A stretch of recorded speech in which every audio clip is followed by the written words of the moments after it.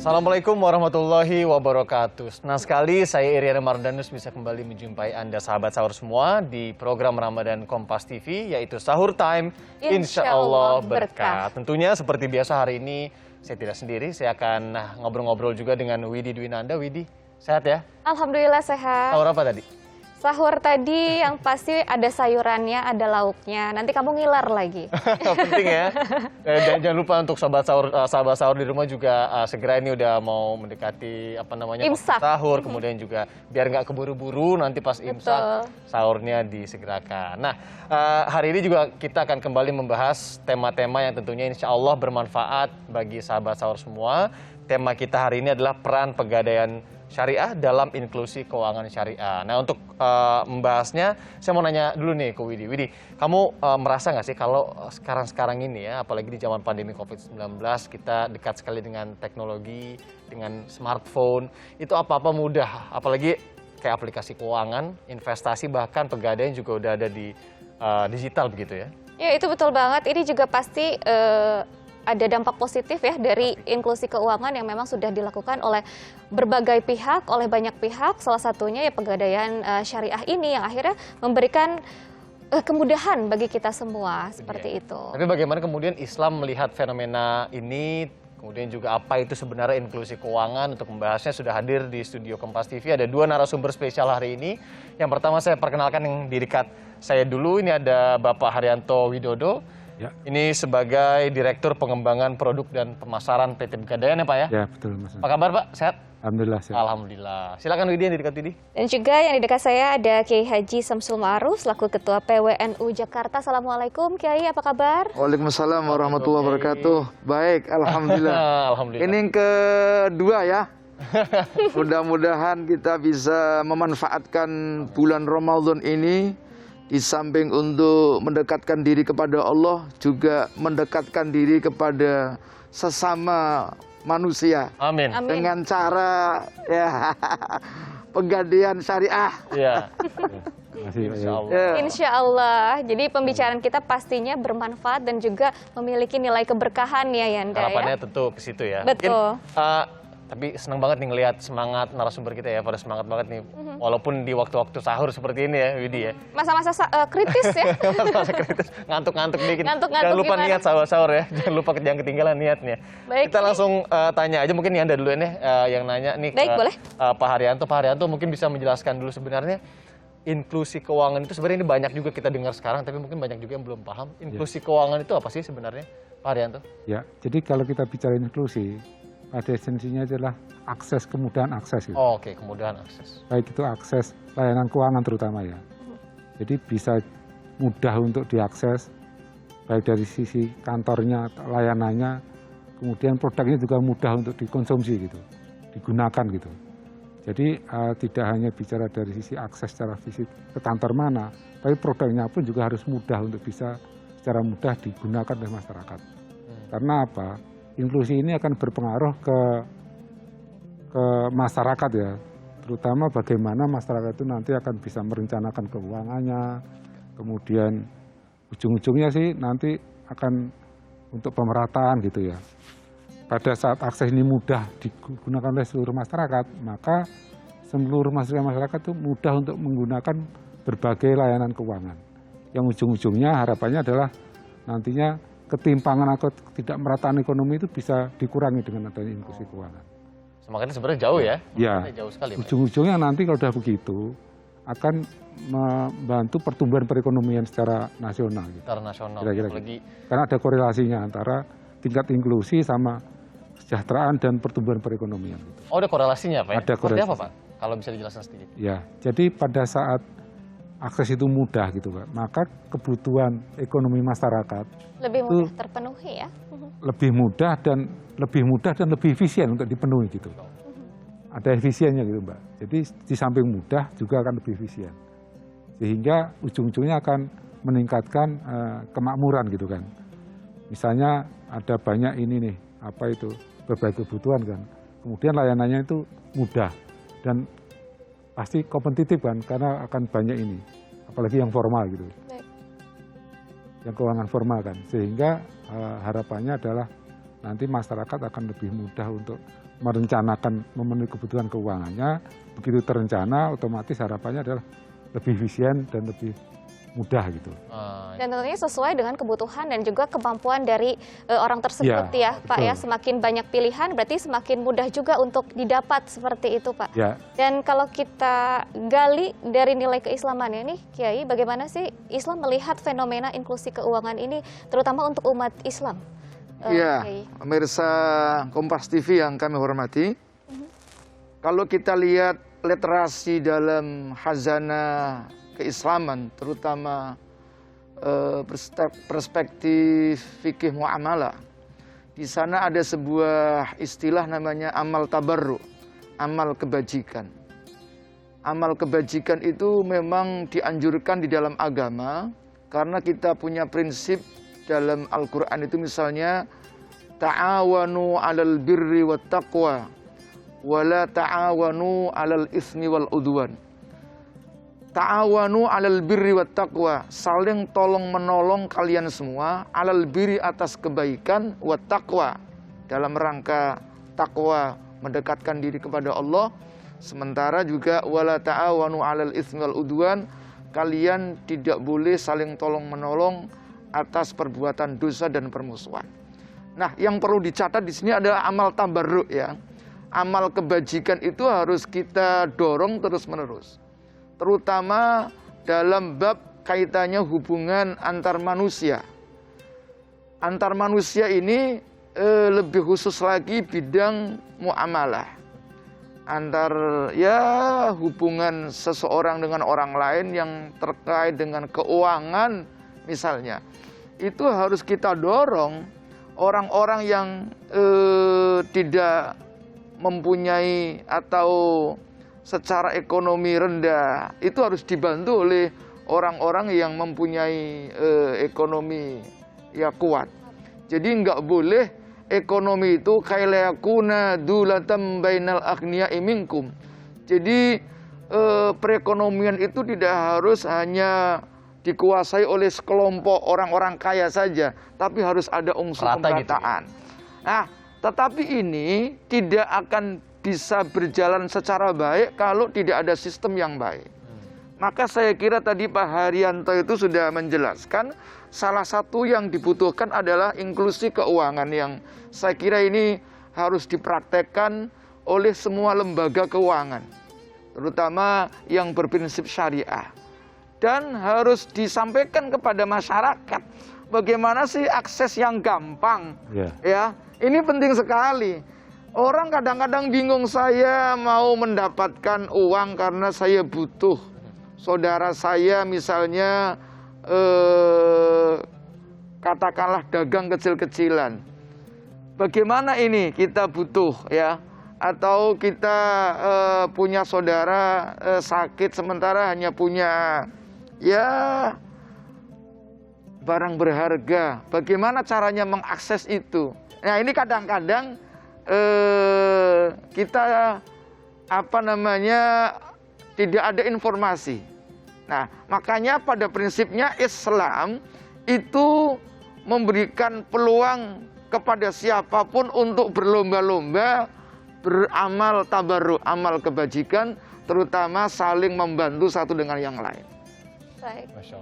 Masya Allah ya, dengan adanya inklusi keuangan tentunya ini juga sebagai salah satu upaya untuk memudahkan untuk berlomba-lomba, membantu seperti itu juga bisa dilakukan. Itu dia ya, penting sekali ya kemudahan akses ini, karena tadi ya banyak juga yang mungkin masyarakat literasi mengenai akses-akses keuangan ini, sahabat sahur ini juga mungkin masih kurang, dan bagaimana kemudian inklusi keuangan yang juga diinisiasi tadi dari Pegadaian untuk mengakses jumlah produknya ini juga menjadi sesuatu yang penting sekali, bahkan di perspektif ajaran agama Islam itu sendiri. Nah, nanti kita akan dalami lagi pembahasan mengenai bagaimana kemudian Pegadaian Syariah ini bisa juga mendukung inklusi keuangan secara syariah usai jeda. Tapi sebelumnya kami juga mengajak Anda sahabat sahur kembali untuk berlomba-lomba mengejar kebaikan di bulan suci Ramadan ini. Nah, caranya mudah sekali, bisa pakai handphone langsung dengan berdonasi dan berzakat untuk UMKM Bangkit di rekening BCA 0680 192677 NUKIR Lazisnu,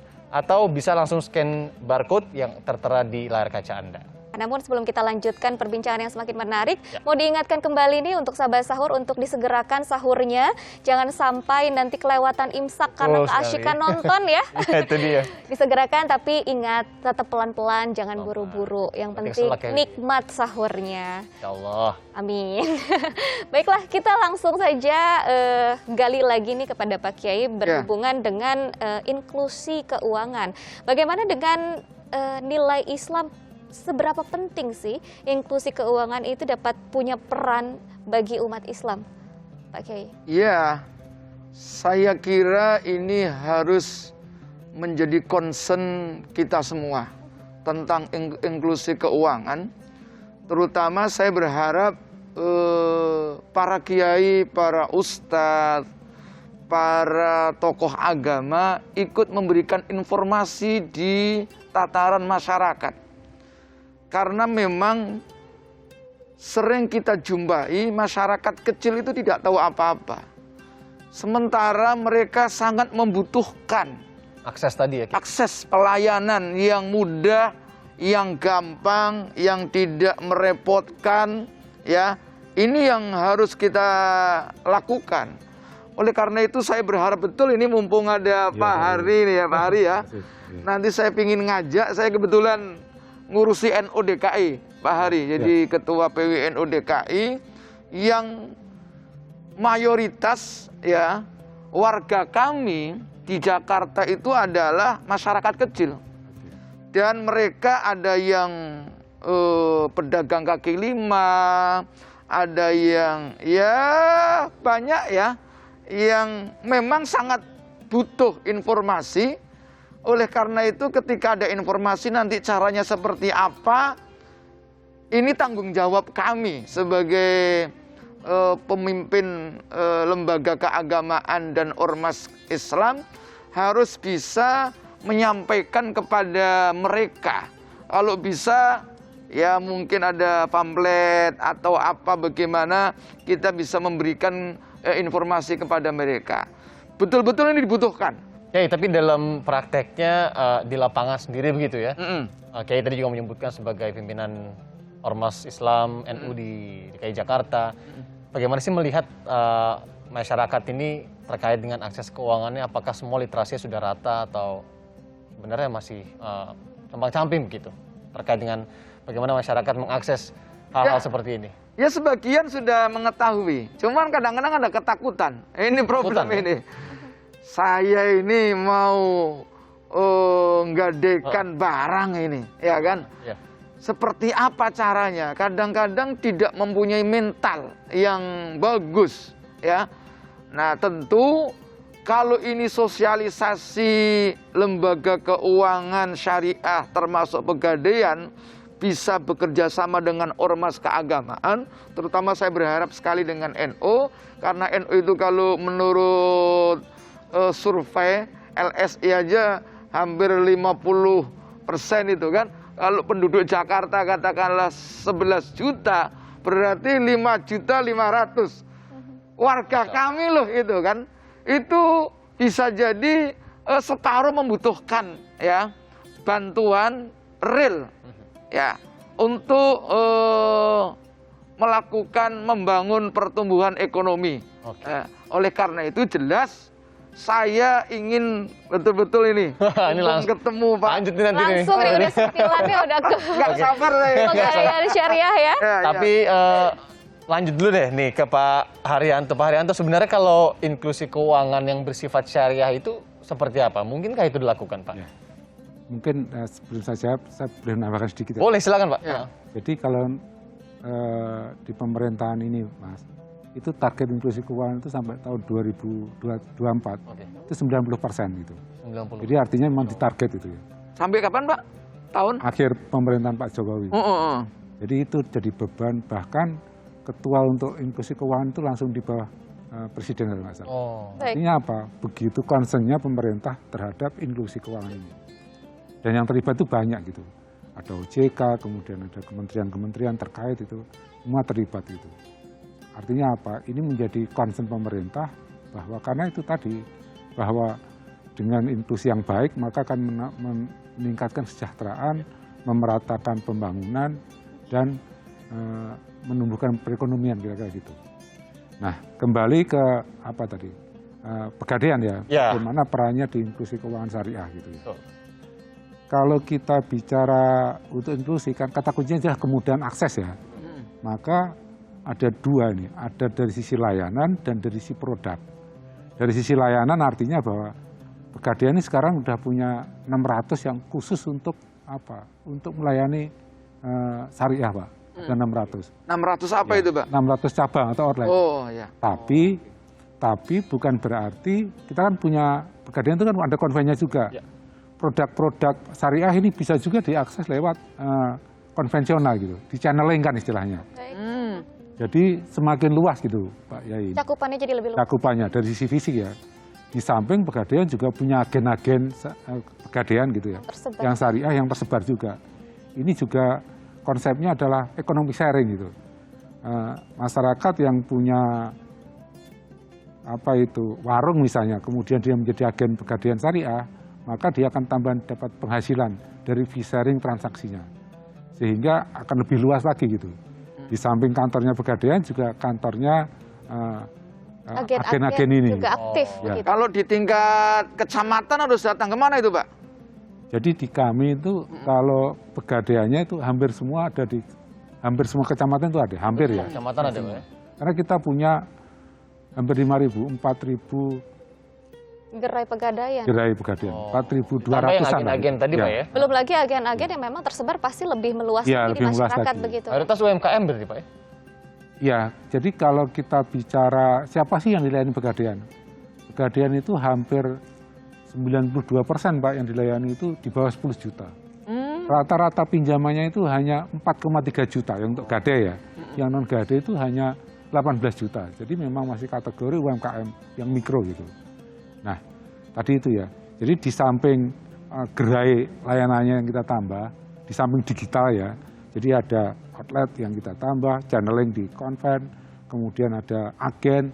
Kita juga punya platform digital yang bisa diakses secara digital. Oh iya. Pegadaian digital syariah itu ada, PDS syariah itu ada. Tinggal di gadget aja, Pak ya? Ya. Artinya, dan kita juga kerjasama dengan institusi-institusi, Pak. Jadi tim kami juga bekerja sama dengan beberapa institusi yang mereka dijadikan agen gitu. Misalnya ada pesantren atau apa gitu. Sehingga akan lebih luas lagi jangkauannya. Itu yang kaitannya sama gerai layanannya. Kemudian yang kaitannya dengan produknya, otomatis kan masyarakatnya kan luas nih Pak ya. Sehingga kami juga membuat produk-produk yang sekiranya bisa memenuhi kebutuhan masyarakat itu. Jadi apa aja itu, Pak, produknya, Pak? Jadi di samping gade, kami punya misalnya Arum BPKB. Jadi pembiayaan bersama BPKB. Berbasis syariah, Pak, Arum BPKB. Ada namanya Arum Mas. Ada namanya Amanah. Amanah ini pembiayaan kendaraan bermotor berbasis syariah, Pak. Kemudian ada namanya Arum Haji. Kemudian kita juga punya Rahan Tasjili Tanah atau RTT atau Gade Tanah, Gade Sertifikat lah. Jadi produk-produk inilah yang melengkapi supaya berbagai motif kebutuhan masyarakat tadi bisa diakomodir oleh Pegadaian Syariah gitu. Jadi ada dua apa yang dilakukan oleh Pegadaian. Dan yang paling penting Pak Yai, bahwa dalam kegiatan operasionalnya untuk mewakili masyarakat Muslim tadi itu, kami itu diawasi oleh Dewan Pengawas Syariah. Oh, oke. Ya. Itu yang penting juga ya. Ya, jadi kami ada dua, Pak Yai Holil Nafis, Pak Asrarun Ni'am, itu yang menjadi pengawas kami.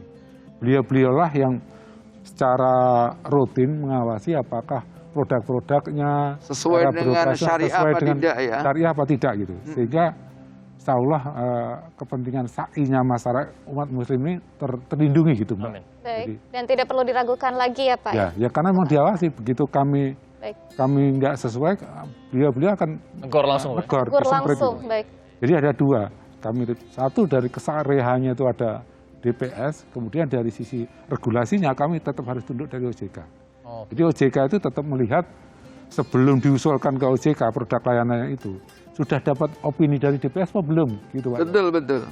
jadi bukan bisa atau tidak lagi ya, bahkan tadi sudah diawasi secara langsung sahabat Sahur juga dari OJK dan tadi ada DPS bila mana ini tidak sesuai syariah, kemudian Pegadaian Syariahnya juga demi mendukung inklusi syariah ini pasti bisa langsung Tegor tadi ya, Pak Haryanto ya. Pengawasannya sangat ketat berarti Pengawasannya ya, sangat Yanda. ketat, betul sekali. Dan tidak hanya Widi dan Yanda, sahabat sahur nanya nih, sekali lagi kami mengingatkan, sahabat sahur juga bisa nanya ya, Widi ya? Ya betul, bisa tanya langsung melalui Instagram kami, yaitu @sahurtimekompastv, dan akan langsung dijawab oleh dua narasumber yang begitu luar biasa pada hari ini ya, yang begitu kompeten untuk menjawab pertanyaan Anda. Nah, sahabat sahur, kita masih membahas bagaimana pegadaian syariah ini juga bisa kemudian mendukung inklusi keuangan syariah. Tapi tadi juga sudah dibahas sedikit banyak yang mengenai inklusi syariah, kemudian juga dari pegadaian itu sendiri. Lanjut ke Pak Kiai. Pak Kiai, kira-kira kalau inklusi keuangan yang baik dan sesuai prinsip-prinsip Islam itu seperti apa sih? Mungkin bisa dijelaskan? Iya, pemirsa sahabat sahur yang dirahmati Allah Subhanahu wa Ta'ala. Jadi memang kalau kita membuka literasi kitab-kitab kuning ya, ada satu prinsip dalam jual beli itu, misalnya ya, al aslu fil muamalah al ibahah. Asal dari muamalah itu pada dasarnya diperbolehkan. Ya, kecuali ada hal-hal yang diindikasikan, pertama misalnya ada unsur ribawinya, ya itu tidak boleh. Ada unsur misalnya horornya, tipunya, ada unsur maisir, judinya, atau unsur doror, bisa membahayakan. Nah, itu yang dibuat prinsip dalam ketentuan-ketentuan syariah. Selagi itu tidak ada, maka pada dasarnya semua jenis kegiatan keuangan, ya, kalau dalam fikih masuk dalam kategori bab umum, yaitu muamalah, itu diperbolehkan, bahkan dianjurkan. Rasulullah SAW itu misalnya pernah menggadaikan baju besinya untuk mendapatkan makanan pokok dalam situasi tertentu, dan itu Rasulullah menggadaikan kepada orang Yahudi. Bayangkan itu. Oh iya, iya. Kalau sekarang kan sedikit-sedikit Yahudi macam-macam, kalau beda agama itu kayaknya nggak boleh melakukan transaksi keuangan gitu kan. Ternyata enggak ya. Ini sekalian menemukan bahwa non-Islam pun maksudnya nggak apa-apa gitu ya. Secara syariah sah-sah saja seperti Jadi itu. kalau namanya duit itu nggak mengenal agama, ini duitnya agamanya apa. Jadi kita kepada siapapun boleh melakukan hubungan muamalah, termasuk ya tadi Rasulullah, bisa dibayangkan Rasulullah menggadaikan baju besinya kepada orang Yahudi, ya kan, untuk mendapatkan sesuatu, lalu memenuhi kebutuhan makanannya. Nah, ini kan luar biasa. Prinsipnya adalah kita ini dalam bab muamalah boleh, bahkan hal-hal tertentu tidak hanya sekedar boleh, dianjurkan. Jadi ada prinsip yang saya sebutkan tadi di dalam Al-Quran, kita harus tolong menolong dong. Berapa banyak orang yang ditolong oleh Pak Haryanto ini, ya kan, melalui pegadaian. Ada orang yang sudah sekarat ini, ya kan, Butuh uang. udah butuh uang. Kalau kita biarkan kolab, ya, siapa ini yang bisa menolong? Ya tentu kalau perorangan mungkin ala kadarnya. Ya. Apalagi model ustadz, atau model host gitu kan. Kalau bantu kan ala kadarnya, saya bantu ya, buat makan besok sehari 2 hari. Itu baik, tapi ada yang lebih baik lagi, tidak hanya memberikan ikan, tapi kita memberikan kail, memberikan pancingnya, memberikan cangkulnya. Dan ini saya kira lebih hebat lah. Dari segi pegadaian sendiri, pegadaian syariah, apa saja sih upaya-upaya yang telah dilakukan untuk menciptakan inklusi keuangan yang syariah, Pak? Ya, tadi sedikit sudah saya sebut ya. Jadi ada 2 effort gitu. Satu dari sisi memperluas layanan lewat networking tadi itu. Kemudian yang kedua adalah menambah jenis produk. Baik. Sehingga berbagai kebutuhan ini bisa diakomodir. Nah, ini produknya menarik nih. Produknya ada apa saja nih? Penawarannya pasti kalau semakin banyak, kemudahannya juga akan terpenuhi seperti itu ya, Pak ya? Tadi yang saya sebutkan tadi ya, jadi ada yang berbasis rahan atau gadai, atau yang non rahan gitu. Yang berbasis rahan itu ada rahan ya, kemudian yang berbasis non rahan itu rahannya ada banyak. Ada rahan tasjili tanah, ada rahan rahan tasjili untuk pembiayaan kendaraan dan lain sebagainya. Ya. Kemudian ada juga yang rahan tapi yang diangsur, namanya arumas gitu. Jadi kita punya pembiayaan yang bersifat angsuran, bisa yang jangka pendek, Mbak. Baik. Yang karena kan gini, kadang-kadang masyarakat itu butuh modal yang sifatnya itu jangka pendek tapi cepat, Pak ya. Betul ya. Karena kesempatan itu kadang, ini contoh di lapangan ya, seperti kemarin misalnya sebelum puasa. Ada syarat-syaratnya Ya. yang seperti apa Pak misalnya Ya, Pak? banyak masyarakat yang butuh modal kerja itu jangka pendek gitu, karena hanya untuk jualan kuliner selama Bulan sahur, Ramadan. bulan puasa gitu. Itu kan jangka pendek ya. Betul. Sehingga makanya itu yang cocok adalah untuk rahan atau gadai gitu. Ya. Kemudian tapi ada yang lebih jangka panjang gitu. Oh, itu untuk pembiayaan yang sifatnya usaha yang lebih Besar lagi. Besar. 2 ya. tahun besar dan lama gitu. Oh, oke. Sehingga dia misalnya berdagang antar pulau gitu Pak Yai. Jadi bukan usaha musiman ya Pak ya? Untuk mengusaha. Nah, itu dia kan harus berhitung betul cash flow-nya seperti apa, kapan dia harus mengangsur gitu. Maka yang bersifat angsuran gitu ya, apa itu ada produk namanya arumas itu kan, atau pembiayaan yang lain seperti lahan tasjili tanah tadi itu Pak Yai. Kemudian kalau untuk pembiayaan kendaraan bermotor ada amanah gitu kan.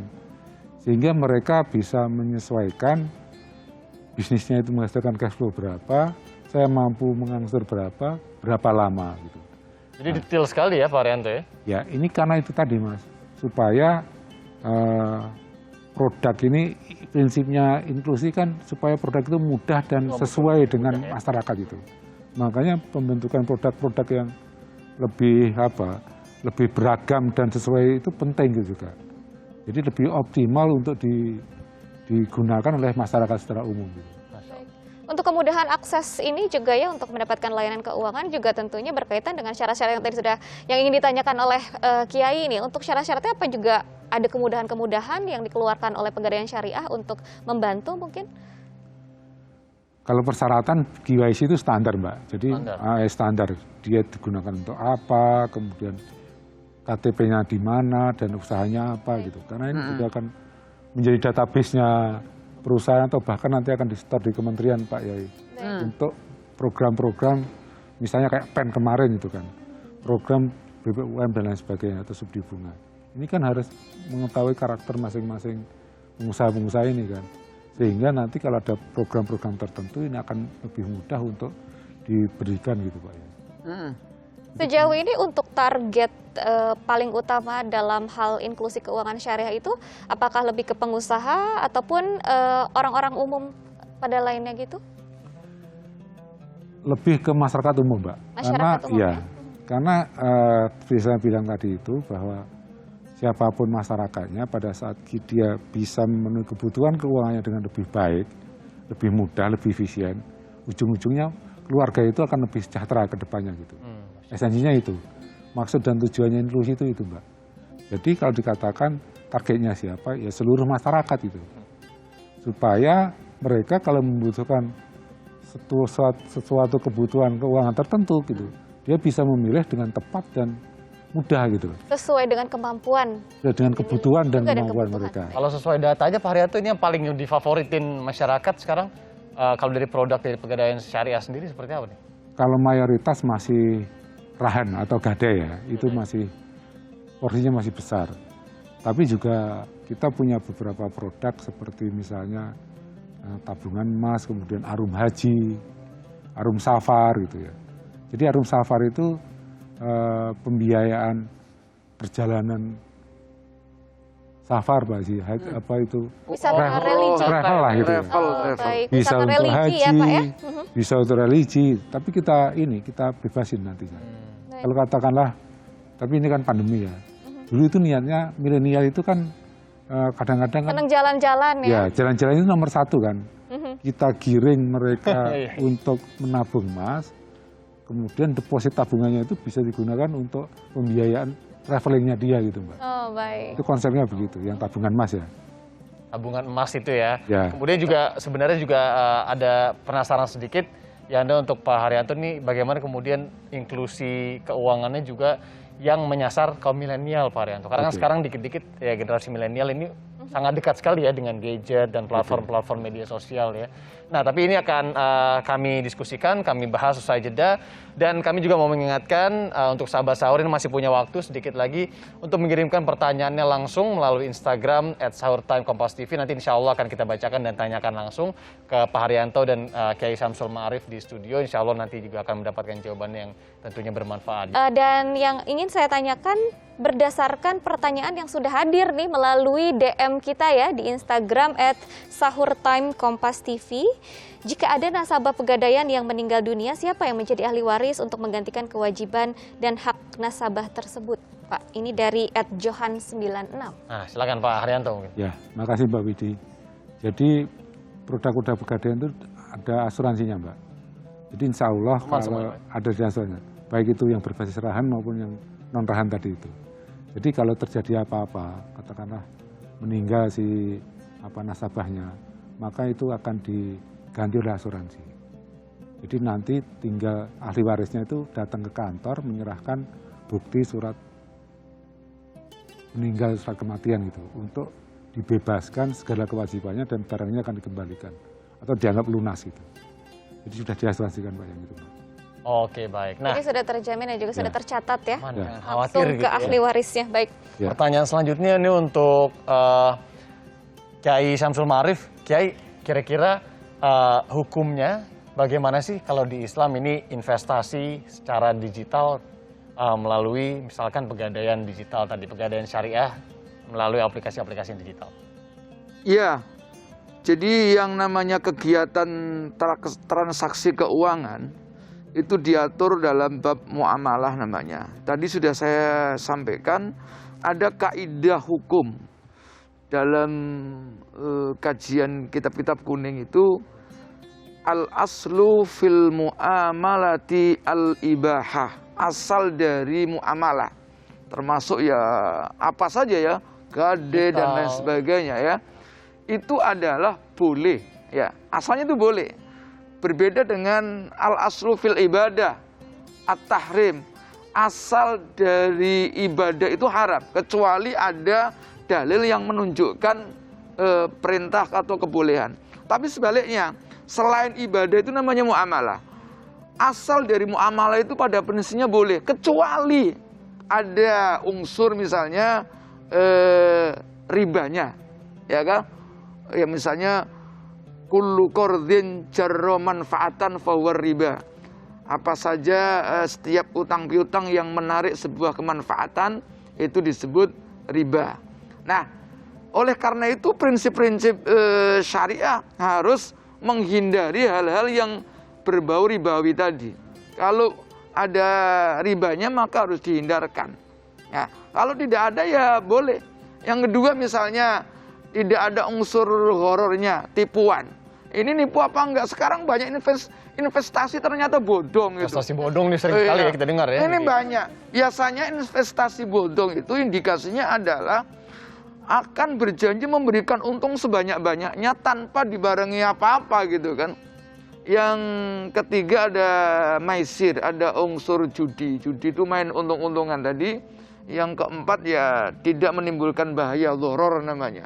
Jadi kalau itu bisa kita hilangkan, maka jenis investasi apapun itu pada dasarnya boleh. Namun demikian, kebolehannya itu tidak hanya sekedar ditentukan oleh diri kita sendiri, tetapi paling tidak ada lembaga yang diberikan kewenangan berkompeten untuk melihat apakah lembaga keuangan ini dibenarkan apa tidak. Baik, ini ada pertanyaan juga yang kedua nih dari lanjut ini ya. Wahyu Pratiwi. Ini berkaitan dengan tabungan emas syariah nih Pak. Apa itu sebenarnya tabungan emas syariah dan bagaimana cara menabungnya? Kok emas bisa ditabung sih, Pak? Betul, ini konsep baru ya. Ini mungkin berkaitan juga dengan era milenial sekarang ya Pak ya? Bisa langsung Varianto.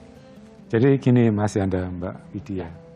Jadi memang konsep tabungan emas ini adalah bagaimana masyarakat itu bisa memiliki emas, tapi dari nilai yang kecil dulu. Karena pada prakteknya masyarakat untuk membeli 1 gram fisik itu berat gitu. Betul. Tapi dalam masyarakat keinginan untuk menabung emas ini tinggi gitu. Oh, oke. Sehingga kita waktu itu berdiskusi dan ada gagasan bagaimana kalau emas ini bisa dibeli mulai dari 1/100 gram, bukan mulai 1 gram, 1/100 gram.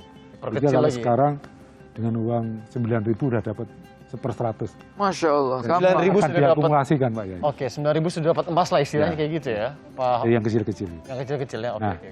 kemudian kami ini kan diawasi oleh OJK Pak Yai. Sehingga OJK mengatakan, oke untuk menghindari maizir atau spekulasi, sebelum kamu jual barangnya ini sudah harus ada dulu gitu. Oh, Jadi untuk apa itu nggak boleh dibelikan belakangan gitu. Emasnya itu sebelum ditawarkan dijual ke masyarakat, ini harus secara fisik harus ada dulu gitu. oke. Jadi supaya Pegadaian aman sudah dan memiliki iya emas itu supaya ya? menghindari tadi itu apa itu spekulasi atau apa. Ya, ya. Jadi tidak boleh transaksi derivatif lah istilahnya gitu. Cara pembeliannya, kemudian Cara pengaksesnya, menabungnya, begitu? Nah, seperti apa? Melalui ya. apa, Pak? Itu ada 2, bisa datang ke loket, ya, kemudian atau bisa ke pegadaian digital tadi itu. Itu Oh, akan melalui ada aplikasi ya? aplikasi. Oh, Dan ini kalau dikaitkan sama inklusi ya Mas ya, bahwa tabungan emas ini cukup diterima lah untuk memberikan inklusi. Karena apa? Masyarakat Indonesia ini sejak zaman dulu kalau dengan emas itu sudah familiar gitu. Apalagi yang perempuan-perempuan tuh, Pak.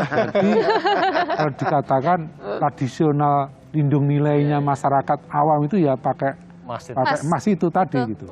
Karena seringkali dianalogikan begini, dulu yang namanya hewan korban zaman Rasulullah kan 1 dinar ya. Kira-kira kalau sekarang itu relatif sama gitu. Jadi memang nilai emas ini relatif stabil dari waktu ke waktu. Oleh karena itu banyak dijadikan alat untuk nyimpen aset atau lindung nilai terhadap nilai inflasi tadi itu. Gitu Pak Yai. Jadi lewat aplikasi ini siapapun bisa? Bisa, Pak? siapapun bisa. Bisa Tidak perlu menyiapkan uang ratusan ribu rupiah ya, bahkan 9.000. Kalau nggak salah sekarang itu ada program ya. Kalau membuka itu gratis biaya administrasi gitu. Oh, Jadi uang administrasinya itu akan dikonversi menjadi tabungan emas itu. Itu program masih berlaku kalau nggak salah saat ini. Ini benar-benar menjadi bagian inklusi keuangan berbasis pasti. syariah ya. Ini berarti alternatif juga Dan pengalaman menabung kami emas. memasarkan tabungan emas ini ke masyarakat lebih mudah, Mbak. Karena itu tadi masyarakat itu turun temurun itu sudah biasa menyimpan emas gitu. Sehingga pada saat masyarakat punya emas, kalau dia membutuhkan nanti biaya mendadak, maka simpanannya tadi itu bisa dijadikan agunan gadai gitu. Dan muknahnya itu lebih murah gitu. Karena apa? Karena memang terstandarisasi dan sudah dalam penguasaan pegadaian. jadi lewat aplikasi ini sudah bisa kemudian misalkan membeli gitu Pak, saya digadaikan langsung di situ juga bisa ya Pak? Bisa. Ini cocok untuk generasi muda. Iya makanya. Ya. Jadi nanti kalau mau menikah nggak perlu lagi mikirin mas kawin. Batangan. Betul. Tinggal sudah punya, oh saya udah punya ini digital ya, iya. ditransfer aja boleh nggak? Top up atau bagaimana? Oleh kadang kan yang menyulitkan kalau mau nikah ini jadi cerita pengalaman guys. Ini kan menentukan misalkan tanggal yang bagus itu kan, waduh emasnya nggak ketemu nih kan 1 gram, 2 gram atau setengah gram gitu kan. Berarti kalau di sini aplikasi bisa Memungkinkan banget ya gitu Pak ya? Oh luar biasa ya, Begitu menarik luar sekali. biasa ya, begitu mudah sekali. sekali. Dan semuanya dilakukan karena ada inklusi keuangan nih Yanda. Alhamdulillah, terima kasih banyak Alhamdulillah. Kiai dan juga Pak Haryanto Ya, sudah memberikan informasi yang insya Allah bermanfaat, juga memberikan wawasan baru kepada kita semua agar bisa memahami lebih dalam lagi mengenai inklusi keuangan dan akhirnya bisa mensejahterakan kita semua, bukan hanya pribadi saja. Dan sahabat sahur, inklusi keuangan syariah ini memang ternyata sangat bermanfaat untuk meningkatkan pemerataan ekonomi dan menghindari kesenjangan sosial. Dengan cepat dan mudahnya mengakses mengakses produk layanan keuangan tentu dapat membantu kita mempersiapkan rencana keuangan yang lebih baik untuk masa mendatang. Betul sekali, alhamdulillahirobbilalamin ya. Semoga juga ini bermanfaat bagi sahabat sahur juga yang sedang menyantap sahur nih. Semoga juga jangan lupa niat karena seru banget nonton kita misalnya. Tercerahkan gitu ya. Itu dia. Dan kami juga mau mengajak Anda sekali lagi sahabat sahur untuk bisa mendapatkan pahala tentunya di bulan suci Ramadan ini dengan berdonasi dan juga berzakat untuk UMKM Bangkit di rekening BCA 0680 1926 77 NU Care Lazisnu, atau bisa langsung scan barcode saja yang berada di pojok kanan layar televisi Anda. Sekali lagi kami berterima kasih atas partisipasi Anda. Jangan lupa juga untuk follow Instagram di @sahurtimekompastv karena akan banyak sekali hadiah dan juga giveaway untuk sahabat sahur semua. Akhir kata, ini sudah 1 jam kita menemani sahabat sahur menyantap sahur nih, Pak Kiai, Pak Arianto, Widi. Sekali lagi kita berterima kasih, dan akhir kata saya Iriana Mardanus dan rekan Widi Dwinanda pamit. Untuk menutup perjumpaan kita kali ini, akan saya persilakan kepada Kiai Syamsul Ma'arif memberikan doa penutup. Wassalamualaikum warahmatullahi wabarakatuh. Kiai, silakan. Para pemirsa, sahabat sahur yang dirahmati Allah Subhanahu wa Ta'ala, marilah kita sempurnakan acara pagi hari ini dengan sama-sama memohon kepada Allah Subhanahu wa Ta'ala. Bismillahirrahmanirrahim. Alhamdulillahirabbil alamin. Hamdan yuwafi ni'amahu wa yukafi'u mazidah. Ya Rabbana lakal hamdu kama yanbaghi li jalali wajhikal karim wa 'azimi sultanik. Allahumma taqabbal minna qiyamana wa siyamana wa ruku'ana wa sujudana wa tadarru'ana wa tammim taqsirana ya Allah ya arhamar rahimin. Allahumma inna nas'alukal afwa wal afiyah wal mu'afata fid dini wad dunya wal akhirah wal fawza bil jannah wan najata minan nar. Rabbana atina fid dunya hasanah wa fil akhirati hasanah wa qina adzabannar. Walhamdulillahi rabbil alamin.